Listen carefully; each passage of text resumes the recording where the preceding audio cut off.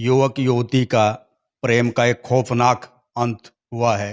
हालांकि मामला सोनीपत से जुड़ा है, लेकिन सीआईए 2 भिवानी इसकी तफ्तीश कर रही है। हम ये कह सकते हैं ये एक गर्व का विषय भी है। सीआईए 2 के जो प्रभारी रविंद्र कुमार हैं, इनको जिम्मेदारी सौंपी गई है और ये ब्लाइंड मर्डर के तरीके से हम ये कह सकते हैं, होनी को कोई टाल नहीं सकता है। कनाडा युवती गई हुई थी और उसको मौत वापस बुला करके ले आई और उसको मौत के बाद में, हत्या के बाद में एक फार्म हाउस में दबा दिया गया और करीब 9 माह बाद शव बरामद किया गया। सीआईए 2 के प्रभारी रविंद्र कुमार जी हमारे साथ हैं। सर, स्वागत है आपका। क्या मामला है, किस प्रकार का ये खौफनाक घटना इसको हम कह सकते हैं? नवंबर 22 में एक रोशनी देवी जी हैं, गुम्बड़ गांव पड़ता जो गन्नौर पुलिस स्टेशन सोनीपत के अंतर्गत आता है। उन्होंने थाना गन्नौर में एक शिकायत दी कि उनकी जो बहन की लड़की मोनिका नाम की युवती थी, जो उनके घर पर विदेश में जाने के लिए तैयारी करने के लिए आई हुई थी, जो बेसिकली बाड़द गांव रोहतक की रहने वाली थी। वो जनवरी 22 में उन्होंने विदेश के लिए भेजा था और जनवरी 22 के बाद उनका उनसे संपर्क बिल्कुल कट गया और वो काफ़ी टाइम इंतजार करते रहे कि कनाडा में लड़की पढ़ाई करी, लेकिन कहीं से उनको पता चला कि लड़की कनाडा में नहीं है।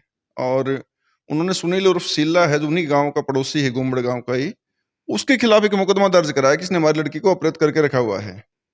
और इस मुकदमे की प्रारंभिक जांच थाना गन्नौर ने की थी। उसके बाद जो शिकायतकर्ता पक्ष है, रोशनी देवी व उसका परिवार वाले, वो अधिकारियों से मिले थे और उन्होंने फाइल जिला भिवानी को करवाई थी, जिसके बिना पे हमने इसकी जांच शुरू की।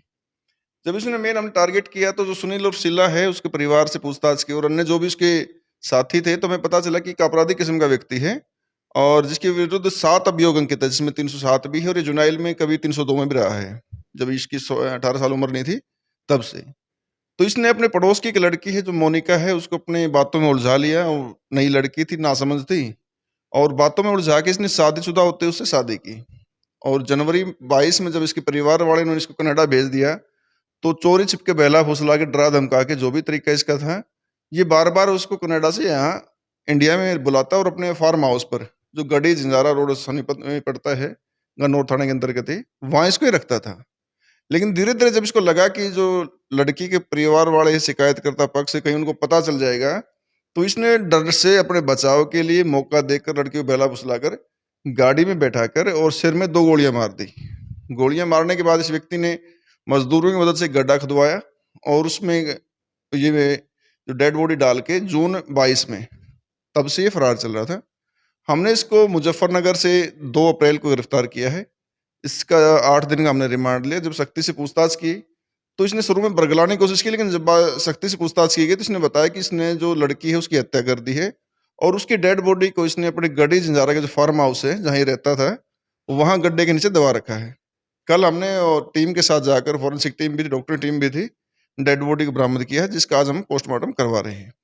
ये 9 माह पहले की घटना है सर, लगभग 9 माह पहले वहाँ की स्थानीय लोकल पुलिस को भनक नहीं लग पाई या किस प्रकार का रहा? भिवानी ये मामला कैसे पहुँच पाया? भिवानी के लिए एक बड़ा अचीवमेंट कह सकते हैं सीआईए 2 के लिए। इसमें जो लड़की के परिजन थे, उनको प्रारंभिक तौर पे ये लगा कि लड़की पढ़ाई कर रही कनाडा में, वो किसी वजह से संपर्क नहीं हो पा रहा था। तो उनको एक शुरू में अंदेशा था कि लड़की पढ़ाई कर रही। जैसे-जैसे उनको शक हुआ, जब उनकी बिल्कुल तसल्ली हो गई कि हाँ, लड़की कनाडा नहीं है, तब उन्होंने अभियोग अंकित करा। देखिए, अब जनवरी में लड़की जाती है और 16 नवंबर को जाके मुकदमा दर्ज होता है। तो पुलिस के लेवल पे हम ज़्यादा कुछ कह नहीं सकते, क्योंकि जब शिकायत ही आपके पास नवंबर माह में आती है, तो इतना ही हो पाएगा इसमें। और उन्होंने अपनी तफ्तीश को वहाँ संतुष्टि नहीं मिली होगी उनको, तो भिवानी जिला में ट्रांसफ़र करवाया था। अब क्या जांच में, पूछताछ में क्या कुछ उभर करके आ रहा है सर? ये आरोप हैं या इसने मर्डर किया है या किस प्रकार की अभी बातें निकल करके आई है? ये बिल्कुल सिद्ध है कि इसने मर्डर किया है और केवल प्रेम जाल में एक लड़की को फँसाया था और शादीशुदा होते इसने इसको साथ रजिस्टर्ड मैरिज भी की है, विदेश में जाने का लालच देकर, गाज़ियाबाद कोर्ट से शादी की, वो भी डॉक्यूमेंट हमने फ़ाइल पे लिए हैं। तो हमने इसके विरुद्ध 302 की धारा लगाई है और इसने अपने अपराध को छिपाने के लिए ही इसको मिट्टी के अंदर दबाया था। ये शादीशुदा इसके बच्चे भी हैं सर? हाँ, बिल्कुल, इसके 2 बच्चे हैं, बड़ी बेटी है और एक लड़का है इसकी। ये जो शादी की है ये किसी मंदिर में की है या कोई कोर्ट वगैरह में की? ये मंदिर में करके कोर्ट रजिस्टर्ड करवाई है और इसकी प्लानिंग भी यही थी कि ये विदेश भागना चाहता था।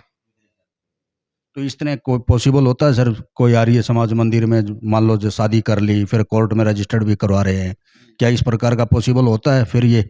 देखिए, इसने अपने अपराध को छुपाने के लिए हरियाणा का निवासी होते हुए ही अन्य राज्य में जाके शादी करवाई ताकि इसका रिकॉर्ड का मिलान ना हो। और दूसरा इसका जो लड़की थी उसको ये था कि विदेश में जाएगी, इसको परमानेंट पीआर जो कहते हैं, परमानेंट रेजिडेंशिप मिल जाएगी। उस बहाने पति-पत्नी के नाते ये विदेश में भागना चाहता था, इसका आपराधिक रिकॉर्ड रहा है। ये पहले के जो करीब 7 केस दर्ज आप बता पा रहे हैं, किस प्रकार के, कोई लोकल जो रहे हैं जिले के हैं या बाहर के भी मामले हैं? इसमें अधिकतम मुकदमे जिला सोनीपत के ही हैं और विशेषकर गन्नौर पुलिस स्टेशन के ही हैं, जिसमें 302 भी है, 307 भी हैं, 2 307 के मुकदमे हैं, आर्म्स एक्ट के मुकदमे हैं, लड़ाई झगड़े के मुकदमे हैं, हर प्रकार के मुकदमे हैं। और ये बचपन में जब ये 18 साल का नहीं हुआ था, उससे पहले ही अपराधी दुनिया में चला गया था। कुछ पढ़ा लिखा है या क्या काम करता था? कोई पैसा क्या रहा है इसका सर? ये कहने को तो शराब के ठेकों में कुछ हिस्सा डालता था अपना, लेकिन बेसिकली अपराध इसका जो मेन वो था कि काम ये आपराधिक ही करता था। पढ़ा लिखा भी कुछ जांच में? मैट्रिक पास है, मैट्रिक पास। और जो लड़की जिसको प्रेम जाल में फंसाया था वो कितनी पढ़ी लिखी थी सर? वो लड़की ग्रेजुएट है और उसने अन्य कोर्स भी किए हुए थे। हम आपको बता दें, जो लड़की कनाडा में गई हुई थी, आईएलटीएस की जो पास किया हुआ था, international English language testing system pass किया हुआ था, पास कर करके वो लड़की कनाडा गई थी। उसको ये कह सकते हैं मौत वापस बुला करके यहाँ लेकर के आई, और उसके बाद में ये खौफनाक 9 माह तक उसका शव भी गायब रहा। हालांकि परिवार ने बाद में पूछताछ करने के बाद में शिकायत दर्ज करवाई है, लेकिन एक ईमानदार ऑफिसर के पास ये फाइल पहुंचने के बाद में हम ये कह सकते हैं, ये कोई तारीफ की बात नहीं है, रविंद्र कुमार जी के पास जो फाइल पहुंची उसके बाद में ये पूरा मामला खुल करके सामने आया है। हालांकि इस तरह के प्रेम प्रकरण के जो मामले हैं नहीं होने चाहिए। इस तरह की शादीशुदा होने के बावजूद ये जो आरोपी युवक है, इसके बावजूद भी ये परमानेंट वहाँ विदेश में जाने के फिराक में था, और विदेश में जाने के फिराक के चक्कर में ही इसने दूसरे राज्य में जाकर के शादी की, कोर्ट में ये रजिस्ट्रेशन करवाने का प्रयास किया। दुखदाई है, बेहद दुखदाई है। और आज के जो युवा हैं, भटकते युवा हमें कह सकते हैं, उनको एक चुनौती है, चिंताजनक पहलू है इस प्रकार की घटनाएं। सर क्या है, इस प्रकार के युवाओं को क्या कहना चाहेंगे आप? आपने तो काफ़ी, शायद वहाँ आपकी पोस्टिंग भी रही है, जी। क्या किस प्रकार का कहेंगे आप? मेरा युवा पीढ़ी से एक ही अनुरोध है कि अपने माँ-बाप के जो संस्कार हैं, उनको ध्यान में रखें और कोई भी कार्य करने से पहले ये सोचें कि जो मेरे माँ-बाप हैं, जिसने मेरे को इतनी मेहनत से बड़ा किया, पढ़ाई-लिखाई की है, अगर मैंने ये गलत काम किया तो उसको दुःख होगा या सुख होगा। अगर कोई भी बच्चा ये बात सोच ले कि मेरे इस कार्य से मेरे पिता को दुःख होगा, तो कोई गलती करेगा ही नहीं। तो मेरा अनुरोध है कि अपने माँ-बाप के संस्कारों की पालना करें और समाज में एक सभ्य आचरण करें ताकि हमें एक सुदृढ़ भारत का निर्माण कर सकें। शुक्रिया सर।